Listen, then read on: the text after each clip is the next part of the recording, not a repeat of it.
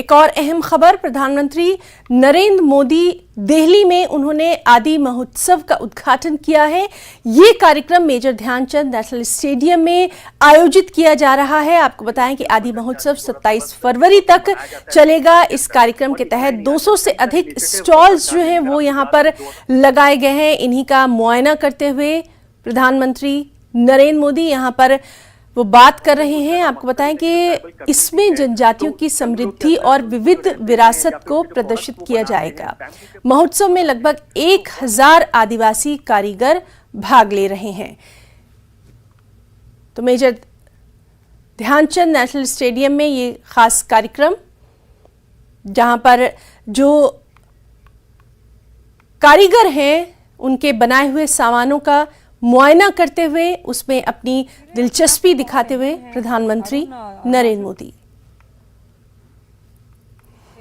गले के कंठहार को देखा। अरुणाचल प्रदेश वो राज्य जहां से सूर्योदय होता है और सबसे अहम यहाँ पर वहां की जो कारीगरी है, ज्यादा आदिवासी कारीगर इसमें शामिल हैं। 13 राज्यों से ज्यादा जो जुड़े हुए आदिवासी रसोई हैं जो मिलेट्स के जायजा का तड़का लगाएंगे। जिस बैम्बू का हम जिक्र कर रहे थे उसी स्टॉल पर प्रधानमंत्री भी मौजूद है। यहां से भी समझते हुए देखिए, ये विविधता है भारत की, जो एक भारत श्रेष्ठ भारत जिसका जिक्र आप कर रहे थे, कैसे इन्हें मुख्य धारा में शामिल करना। नागालैंड के स्टॉल पर प्रधानमंत्री मौजूद हैं। मुख्य धारा में से जोड़कर वाणिज्यिक को पारंपरिक कला के साथ कैसे जोड़ा जाएगा, उस लिहाज से भी ये आयोजन बेहद अहम। बिल्कुल आंचल, आप यूं कह सकते हैं कि रंग अनेक तिरंगा एक, राज्य अनेक भारत एक। तो हर राज्य के लोग अपनी अपनी जो सांस्कृतिक धरोहर है, जो उनके आर्ट्स हैं, कल्चर है, प्राइमरीली उसको शोकेस कर रहे हैं। लेकिन at the end of the day हम लोग भारत की बात कर रहे हैं, समूचे इंडिया की बात कर रहे हैं, और कैसे इंडिया एक इंटरनेशनल लेवल पर इन प्रोडक्ट्स को लेकर के आया जा सके, इस बात पर फोकस है। प्राइम मिनिस्टर नरेंद्र मोदी का अप्रोच रहता है कि जो एक इंक्लूसिव अप्रोच रहती है, वो जानने की कोशिश करते हैं कि अगर ट्राइबल कम्युनिटी अगर कुछ डिजाइन कर रही है, बना रही है, तो उनके प्रोडक्ट में जो दमखम है उसको कैसे ब्रांडिंग मिल सके। हमने कई बार देखा कि कई सारे अहम जो मौके होते हैं प्रधानमंत्री नरेंद्र मोदी के लिए, उस पर वो इन कई सारे प्रोडक्ट्स को खुद आजमाते हैं, खुद पहनते भी है। अभी आपको हाल ही में याद होगा आंचल कि प्राइम मिनिस्टर नरेंद्र मोदी ने पार्लियामेंट के अंदर एक जैकेट पहनी थी। वो जैकेट प्लास्टिक से रिसाइकल करके इंडियन ऑयल कॉर्पोरेशन द्वारा दी गई। जी बिल्कुल। तो वो दर्शाता है कि प्राइम मिनिस्टर नरेंद्र मोदी का फोकस बिल्कुल साफ है कि कैसे 2070 तक भारत को अगर कार्बन न्यूट्रल होना है तो हमें एक सर्कुलर इकोनॉमी की बात करनी है। सर्कुलर इकोनॉमी के अंदर बहुत इंपॉर्टेंट योगदान रहता है कि हम कैसे अपनी जो लाइफस्टाइल है उसको चेंज करें, और ट्राइबल लोग जो प्रोडक्ट्स बनाते हैं, जो सामान बनाते हैं, वो सर्कुलर इकोनॉमी का एक आदर्श उदाहरण। और क्योंकि आप इकोनॉमी का जिक्र कर रहे हैं अरुण, तो क्योंकि भागीदार के रूप में तो आप देख रहे हैं प्रधानमंत्री नरेंद्र मोदी ने महोत्सव का उद्घाटन किया और यहां पर जो आदिवासी कारीगर हैं उनका उत्साह बढ़ाते हुए वो नजर आ रहे हैं। हर एक चीज के बारे में जानकारी हासिल कर रहे हैं। जिस तरह से लगातार हम देखते रहे हैं कि इस तरह की जो विभिन्न कारीगरी के नमूने होते हैं वो खुद भी उनका इस्तेमाल करते दिखाई देते हैं। साथ ही साथ अपील भी करते हैं कि किस तरह से देश में जो ये कारीगर हैं, जिनका ये तमाम जो काम है उसको आगे लाया जाए। और उसी सिलसिले की कड़ी के तौर पर मेजर ध्यानचंद नेशनल स्टेडियम में इस खास कार्यक्रम का आयोजन जो है वो किया गया है। यहाँ पर जो आदिवासी कारीगरों ने फन के शानदार नमूने यहाँ पर रखे हैं, उसमें अपनी दिलचस्पी दिखाते हुए, उनका मुआयना करते हुए प्रधानमंत्री नरेंद्र मोदी। तो बेहद अहम ये मौका है, आदि महोत्सव जिसका उद्घाटन प्रधानमंत्री नरेंद्र मोदी ने किया, और लगातार वो यहाँ पर स्टॉल्स का भी जायजा ले रहे हैं। यहाँ पर मौजूद सामानों में अपनी दिलचस्पी भी दिखा रहे हैं।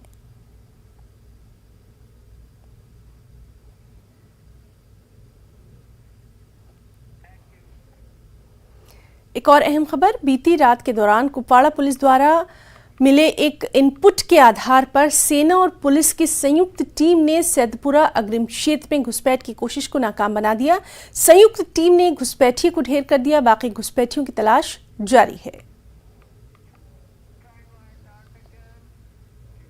पीएम पैकेज के कश्मीरी पंडित कर्मचारी जम्मू में विरोध प्रदर्शन पर हैं। ये कर्मचारी अपने परिवारों के साथ रात में भी भाजपा मुख्यालय के सामने धरने पर बैठे रहे। उनका विरोध अभी भी जारी है। हालांकि बीजेपी के सीनियर लीडर रविंद्र रैना ने उन्हें आश्वासन दिया, लेकिन कर्मचारियों पर कोई असर नहीं हुआ।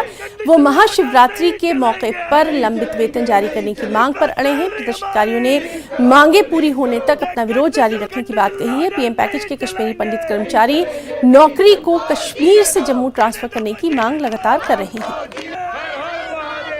शिवरात्रि पे सैलरी हमारी, रिलीज करो, शिवरात्रि पे नहीं चलेंगे, कंडीशनल ऑर्डर नहीं चलेंगे, शाही नहीं चलेगी,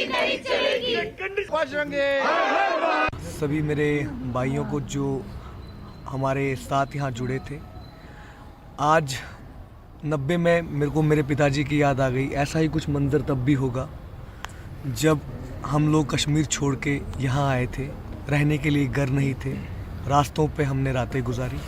आज 2023 है और मेरे माँ बाप को जहाँ पे उन्होंने मेरा फ्यूचर इतना अच्छा किया, पढ़ाई इतनी अच्छी दी, और करंट डिस्पेंसेशन में मैं आज फिर इसी सड़क पे आ गया हूँ। खाली अपनी जान की सुरक्षा मांग रहा हूँ। उसकी एवज में पिछले 8 महीने से मेरा सैलरी रोक दिया गया, मेरे पास सप्रेशन के ऑर्डर डाले गए। ये जो पीसफुल प्रोटेस्ट था, ये खाली आप लोगों को, हम तो सोए नहीं, लेकिन आप लोगों को जगाने के लिए कि आप लोग जागिए और हमारा कुछ निष्कर्ष निकालिए। धन्यवाद।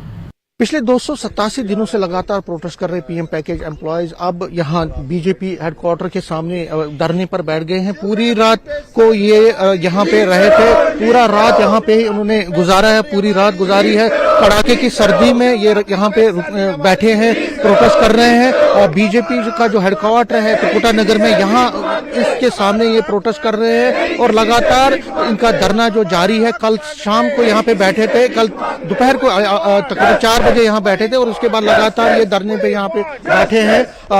कल सुबह अगर हम बात करें तो कल इनको प्रेस क्लब के सामने प्रोटेस्ट करने की इजाजत नहीं दी गई और उसके बाद उनको डिटेन किया गया कुछ प्रोटेस्टरों को। लेकिन आज अब उसके बाद लगातार ये यहाँ पे प्रोटेस्ट कर रहे हैं। सैलरीज की डिमांड है इनकी तकरीबन 287 दिन से, क्योंकि महाशिवरात्रि का दिन तकरीबन 2 दिन रह गए महाशिवरात्रि को।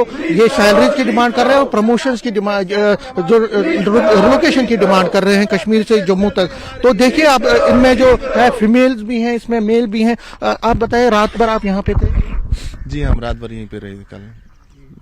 और कल हमने एक इन्फोनाइट कॉल दी थी कि हम अब यहाँ से कुछ लेके ही जाएंगे, क्योंकि अब बहुत हो चुका है एडमिनिस्ट्रेशन का हमें एपैथीज देना, हमारी फैमिलीज को मुश्किलात में डालना। एडमिनिस्ट्रेशन एक फाइनल फैसला सुनाए कि उन्हें हमें वहां पे कैसे रखना है। आप उसमें कुछ काम कर रहे हैं, आपकी जो भी पॉलिसीज है, आप हमारी सेफ्टी सिक्योरिटी को इंश्योर कीजिए। बताइए इन रिटर्न में कि हम कैसे सेफ है, सिक्योर है। जो हमारे अंदर डर है 22 किलिंग के बाद, ये कैसे खत्म होगा? जो हमारे घर खाली करा दिए गए, वहां पे हम कहां पे बसेंगे? और इस दौरान, सारी कमियों के दौरान, अगर मैं सताया हुआ एक टेररिस्ट की गोली से था, आपने भी कोई कसर नहीं छोड़ी मुझे मारने में। 6 महीने से मेरी तनख्वाह बंद की आपने। क्या हासिल हुआ आपको?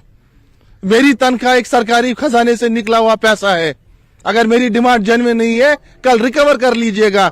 लेकिन शिवरात्रि पे आपने हमारी तनख्वाह बंद की। आपसे डिमांड की थी डे 1 से, अगर आपको मेरी सर्विसेज लेनी है, आप जम्मू से लीजिए।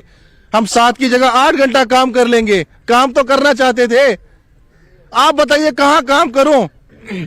कुछ लोग ताना मारते हैं हमें आप फ्री की तनख्वाह लेते हैं, कुछ लोग ताना मारते हैं आप वहां जाना नहीं चाहते।